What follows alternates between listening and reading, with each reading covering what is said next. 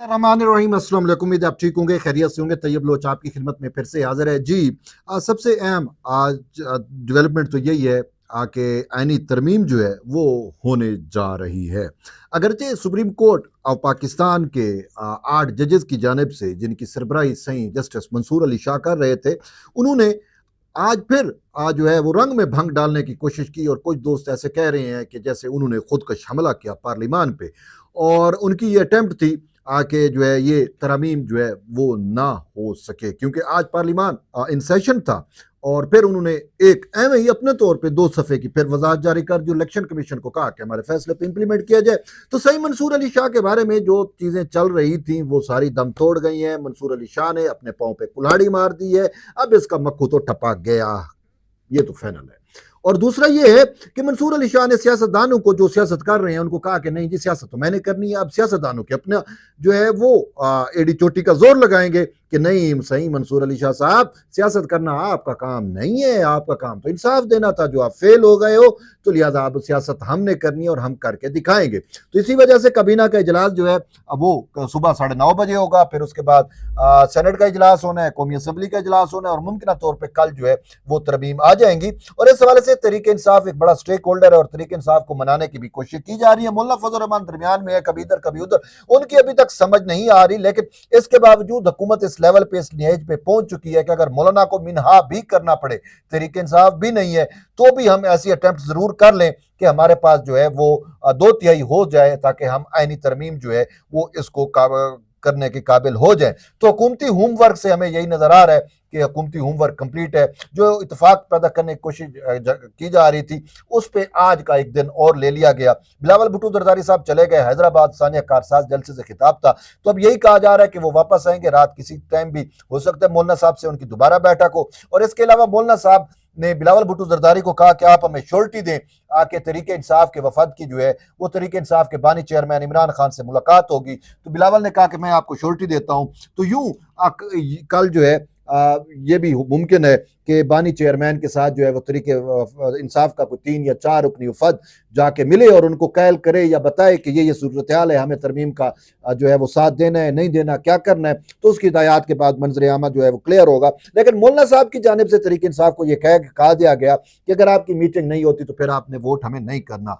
अब मौलाना साहब किस सिमत पे है, मौलाना साहब के आईनी बेंच की बात तो मौलाना साहब की काफी हद तक मान ली गई, लेकिन उसके बावजूद मौलाना साहब जो है वो डामाडोल है। अब मौलाना साहब के ऊपर भी प्रेशर बिल्ड कर दिया गया है कि मौलाना साहब के अपने अरकान कौमी असम्बली हूँ या सीनेटर्स हूँ, वो भी अब मौलाना साहब को कह रहे हैं कि आप रॉन्ग प्ले पे जा रहे हैं, आप गलत कर रहे हैं, हमने ज़मीर के मुताबिक फैसला देना है। वजह ये है, वो कहते हैं कि आप जिनको यहूदी एजेंट कहते थे, जिनको प्रॉक्सियां कहते थे, उनके साथ आप बैठ गए हो, हमारा ज़मीर तो बर्दाश्त नहीं करता। तो यूँ और भी आज वक्त है तो पार्लियामान की बालादस्ती के साथ खड़ा होने का आज वक्त है, तो जुडिशल रिफॉर्म्स का, और आप जो है वो ऐसा कर नहीं रहे। तो इसी वजह से मौलाना साहब के ऊपर प्रेशर है। तो मौलाना साहब चाहते ना चाहते या तो हुकूमत का साथ देंगे, नहीं भी देंगे तो मौलाना के वोट जो हैं वो हुकूमत को पड़ जाएंगे। तो ये सूरत हाल है। और दूसरी सूरत हाल ये है कि जो तरमीम आ रही हैं, उन तरमीम में से एक चीज़ जो फाइनल है वो ये है कि मंसूर अली शाह चीफ जस्टिस नहीं बन रहा, ना ही बनेगा, ये कन्फर्म है। मंसूर अली शाह का नोटिफिकेशन हुआ ही नहीं है और इस पर बड़ा तगोदौ थी, कोशिशें थी कि मंसूर अली शाह का नोटिफिकेशन हो जाए। और ये भी था कि मंसूर अली शाह ने कि मिनते तरले कहीं ना कहीं जो है वो जमानतें भी दी थी। लेकिन आज जो उसने 2 सफ़ात का ये खिलवाड़ किया है पार्लियामान की बालादस्ती के साथ, ये अपना काबिल बर्दाश्त है। तो यूं मंसूर अली शाह ने अपने पाँव खुद काट लिए हैं और फिर अब नोटिफिकेशन तो होगा, लेकिन वो जो सीनियरिटी का प्रिंसिपल है वो खत्म हो चुका है। मेरिट पे नोटिफिकेशन होगा। तो मेरिट के नोटिफिकेशन के मुताबिक सुप्रीम कोर्ट के जो मुजवजा तरमीम आ रही है, उसमें जो तरीकाकार है वो ये है कि सुप्रीम कोर्ट के 3 सीनियर तरीन जज जो हैं, उनमें से किसी एक को जो है वो पार्लियामानी कमेटी, शायद उसमें 12 अरकान बनते हैं, कौमी असम्बली के भी होंगे, सेनेट के भी होंगे, अपोजिशन भी होगी, हुकूमत भी होगी, तो वो जो है फैसला करेगी। और अब उसके फैसले के बाद जो है वो किसी एक जज का नोटिफिकेशन हो सकता है। इन 3 में से जस्टिस मंसूर अली शाह है, जस्टिस मुनीब अख्तर है, जस्टिस याया खान अफरीदी है। और कहा यह जा रहा है कि चीफ जस्टिस काजी फैज ईसा जो है वो इन तीनों का नाम भेजेंगे, स्पीकर को भेजेंगे, स्पीकर पार्लियामानी कमेटी को भेजेगा, पार्लियामानी कमेटी जो है वो जिसको चाहेगी वो उसको करेगी। और इस पूरे सिनेरियो के अंदर मुनीब अख्तर खुद आइन को रिराइट करने वाला जज है, आपके सामने है, वो सूरत हाल उसको तो बनेगा नहीं। मंसूर अली शाह ने खुद पांव काट लिए। तो अब जो मोस्ट फेवरेट बन रहा है वो है जस्टिस याह्या खान अफरीदी। तो जस्टिस याह्या खान अफरीदी गैर जानिबदार रहे, वो आइन और कानून की बात करने वाले जज हैं, वो प्रिंसिपल के करते हैं और उनका माइंड न मुझे पता है ना आपको पता है, वो माइंड अप्लाई करते हैं जो आइन उसको रास्ता दे रहा होता है, जो कानून रास्ता दे रहा होता है। तो ऐसे जज पाकिस्तान की जरूरत है। और यूं justice Yahya Khan Afridi chief justice बन जाएंगे होपफुली कल परसों 2-3 दिन के अंदर अंदर। आप ये खुशखबरी यानी 25 से पहले पहले उनका नोटिफिकेशन हो जाएगा और उस नोटिफिकेशन के बाद वो हलफ भी लेंगे। और उसमें यह भी गुंजाइश रखी गई है कि अगर कोई जज जिसको नॉमिनेट किया जाता है वो इनकार कर जाता है तो उसके बाद फिर दोबारा नाम होंगे और उसमें फिर जस्टिस अमीनुद्दीन खान जो है वो मोस्ट फेवरेट है। जस्टिस अमीनुद्दीन खान भी चीफ जस्टिस बन सकते हैं या फिर जमाल खान बंदूखेल, लेकिन जस्टिस अमीनुद्दीन खान जो है उनका नाम ज्यादा आ रहा है उस सूरत हाल में कि अगर जस्टिस याह्या खान अफरीदी जो है वो इनकार कर देते हैं या वो कहते हैं कि मैंने चीफ जस्टिस नहीं बनना, तो फिर जस्टिस अमीनुद्दीन खान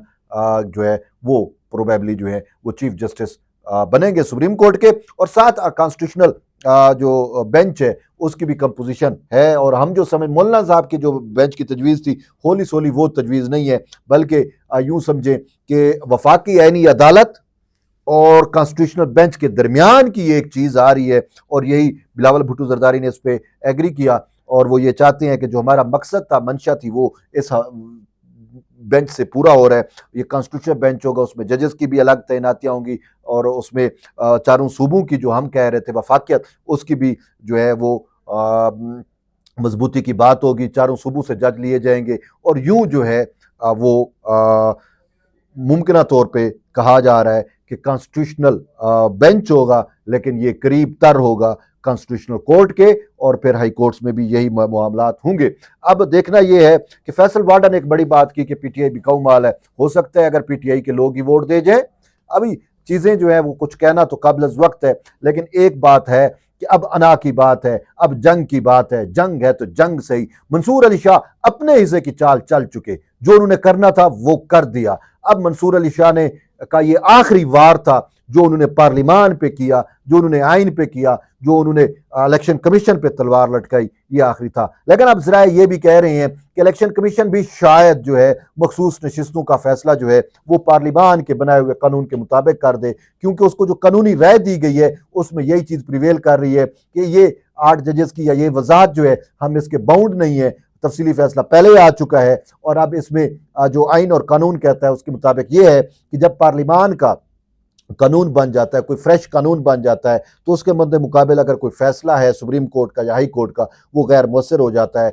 तो ये कानूनी राय दी गई है और इससे भी ये लग रहा है कि मुमकिन तौर पर जो है वो मखसूस नशिस्तें अब उन्हीं को दी जाएंगी जिनको पहले मिली थी। जो पार्लिमान का कानून कह रहा है, जो पार्लिमान का आइन कह रहा है, अब वो जो है मखसूस नशिस्तें सुप्रीम कोर्ट के फैसले के मुताबिक नहीं मिलेंगी। तो ये सारे कार्ड्स ऑन टेबल हैं। अब देखते हैं कि कल किस तरीके से प्ले किया जाता है, तो फिर चीज़ें क्लियर होंगी। लेकिन एक खुशखबरी, एक बड़ी खबर यही है कि मंसूर अली शाह का नोटिफिकेशन नहीं हो रहा। मंसूर अली शाह चीफ जस्टिस नहीं बन रहे, इनको बनना भी नहीं चाहिए था। अब justice Yahya Khan Afridi most favourite हो चुके हैं। तो बहरहाल ये अब तक की अपडेट थी। जुड़े रहिए तैयब बलोच के साथ, मिलते हैं एक नई वीडियो, तब तक ले इजाज़त, अल्लाह हाफ़िज़।